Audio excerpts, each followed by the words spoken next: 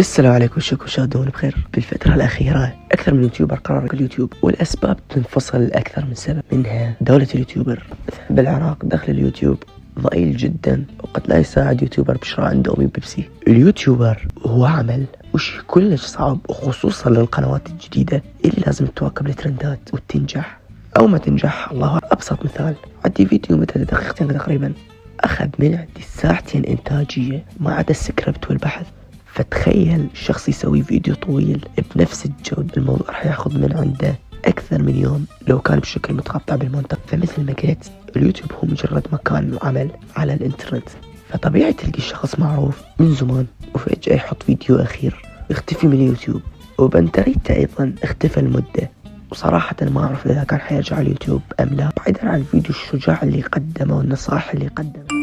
طبعا اليوتيوبرز ما يعتمدون على اليوتيوب كمصدر دخل أساسي، بل نقدر نقول يعتمدون على الإعلانات اللي تجيهم. طبعا هذا الشيء بالنسبة لليوتيوبرز اللي عندهم شركات مثل STC وغيرها، وأيضا المرجة والمبيعات الخاصة باليوتيوبر بشكل عام. فاستفدنا شلون يشتغل نظام اليوتيوب.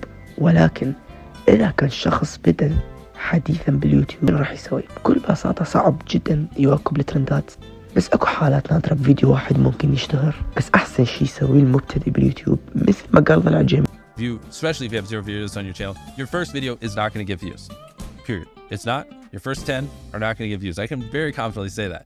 So stop sitting there and thinking for months and months on end, and just get to work and start uploading. Like, all you need to do, this applies to people who have not uploaded videos but have dreams of being a YouTuber, is make 100 videos and improve something every time. Do that. And then on your 101st video, we'll start talking, like maybe you can get some views, but you know, your first 100 are going to suck. There are very freak cases like Liza Koshy or Emma Chamberlain who have really good personalities, and it doesn't take them as many videos.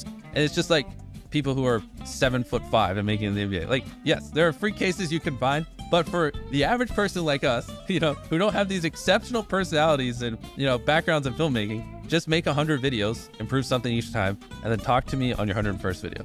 Well, the improve something each time is the tricky one. How do you improve something each time? The second one, just, I don't know, put more effort into the script. The third one, try to learn a new editing trick. The fourth one, try to figure out a way that you can have better inflections in your voice. The fifth one, try to, you know, study a new thumbnail tip and implement it. The sixth one, try to figure out a new title. There's infinite ways. That's the beauty of content creation online. There's literally infinite ways, from the coloring to the frame rate to the editing to the filming to the production to the jokes to the pacing, to every little thing can be improved, and they can never not be improved. There's literally no such thing as a perfect video. أنا صراحة أتفق وياه بشكل كلش كبير.